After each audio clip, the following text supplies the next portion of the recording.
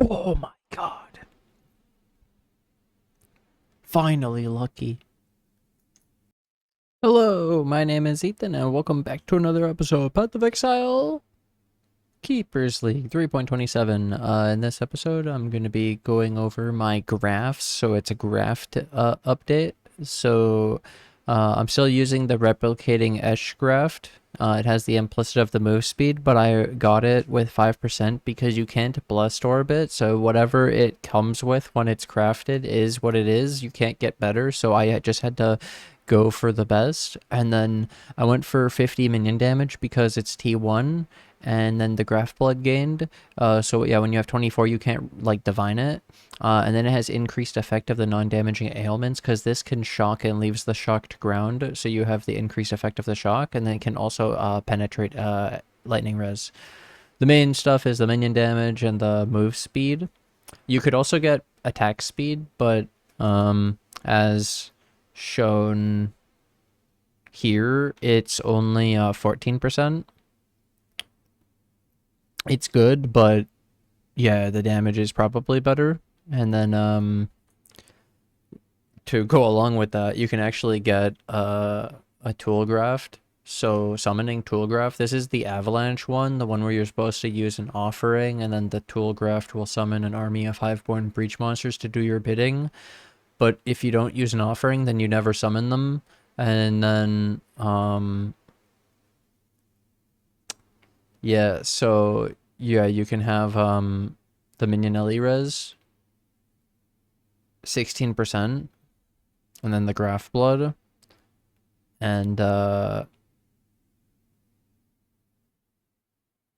you get 8% attack speed just in the implicit if you get it rolled well. And then the minion Ellie res actually allows you to replace a jewel, so jewel suffix. So I didn't have to have the extra minion Ellie res on the jewel, so then I could actually have another max fire res 2% jewel. It was either that or this one. Either way, point was that then I didn't need the max fire boot, and I actually still have an extra like 1% or something, or I could get the one max fire boot and then I don't need the one of the jewels. Or I could just have 92, but then I could also get brittle ground on the boot. Okay, so then I think it's pretty obvious why they didn't want you to be able to automate the offering, like actually fully automate it, because yeah, they want you to do something for this brittle. And then oh yeah, so I did that, and then the jewel, and then the max, and yeah, I have action speed, so technically action speed, I have none normally, so 4%, and then of the 135, so it's like 8% move speed, and you can only roll like 5% in this, and these are just like lessers and shit, so it's not that big of a deal. Just the showing that there's more options. There's also just reses and effect of your stone golem and a bunch of other stuff. But yeah, then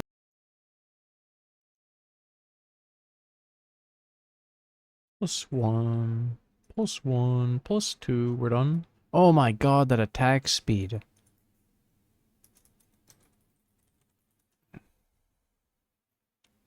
We did a 4. It's a metallic, corroded, shuddering, jagged, and it was because it's an 83.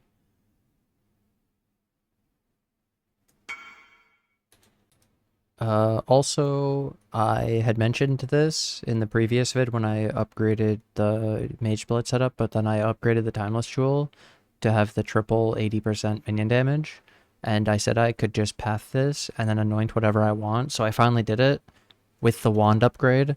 I also took the minion damage pathing, and then I anointed the Grave Pact for the 8% double damage. And so I theorized that this is like, let's say 67 minion damage in my current setup. So it's similar. But then I also get this. And so this for 3 points, and then anoint this, and it's like really strong, and then I get some extra chaos res. I don't need it specifically, but it may help actually. So being able to anoint this is kind of nice, and it's changed. This is different. It used to have the accuracy, And then now it's 8% double damage.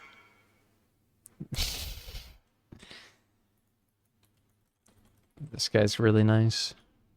And then, so yeah, I anointed this. That's pretty good. And then this is a rune graft of gemcraft. I mentioned it in the last episode, but I didn't actually talk about it because I got distracted with the whole like replacing the life mastery. Yes, you could replace a mastery. Now let's talk about the actual thing. Rune graft of gemcraft. So it gives 1 level of non-exceptional support gems. So, for example, this Withering Touch gets the +1 global and the +1 from the item. So the +1 global, yeah, it made it go to 32. You could see it here, where if you put it in here, it's 31. Because it only gets 1 global instead of the one from the chest. So it's literally the difference of 1% of the fizz as extra chaos, and then it's also 1% on your melee fizz, minion damage, awakened void manip, because you could see that this one, if it is in the chest, it gives an extra percent, goes to 41. It needs the extra. So this is where technically you wouldn't need the level 6 awakened void manip. You could go with level 5 and it's good enough, because that would take it to the level 6 with the mastery. So this is where like you can min-max the gems, or even in the case of if you didn't have the +1, then this wouldn't do anything if you already had the leveled up gems. Or you could, if you didn't have it, you could use this with non-leveled up gems to get them simulated like they're leveled up or something. I think I'm confusing myself, but yeah. Small little, because it's like either the 16 minion damage, taking some minion damage, or taking the extra levels of the supports, and then it also can upgrade things like more duration, your efficacy, the feeding frenzy, the guardian blessing. Whereas the guardian blessing level up isn't that great, and then your withering touches, yeah. But it's mainly for the main link. And you could just take generic minion damage. It's also it was cheap when I bought it, but then it's sort of expensive, and it required like the leveled versions of the gems, so you really don't need this, and you could just run generic minion damage or just some extra life, and it's not a big deal. But I have been trying to use this, and I think like the extra 1% and then the 1%, this could be a lot of extra damage on my main link. It's even 1% more attack speed on the Awakened multi as well.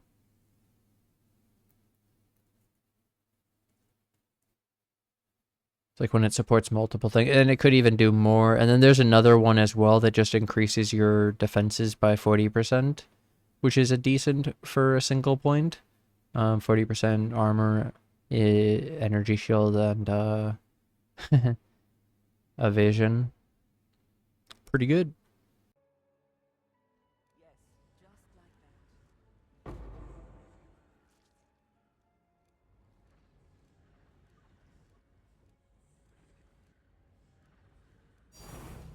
Divine Orb, I'm rich. Oh yeah, so then with these changes, we're up to 841 minion damage, and then I gained an extra 13% chance of double damage. And so it's around at this minion damage breakpoint that I would recommend the double damage, but also I'd like to put it out there that the double damage one is really expensive. So basically, you could just go with the regular minion damage one. It can go up to 109, but then that's also expensive. But yeah, with the double damage, it's pretty expensive, and you need a pretty good amount of minion damage to make it actually worth it over the other one, because the other one can get an extra like 43 minion damage, and so the 5% double damage has to be basically worth that, and so you need around 860 minion damage. Unless you can't get a perfect 109 minion damage. And then, yeah, obviously I don't have the crit or anything, and no need to really annul unless I want to use trigger. If you've ever had a fractured item, like the video, and if you guys like the video and you made it to this part of the video and you're new to the channel, then hit that subscribe button, hit that bell to be notified of the next videos. Bye!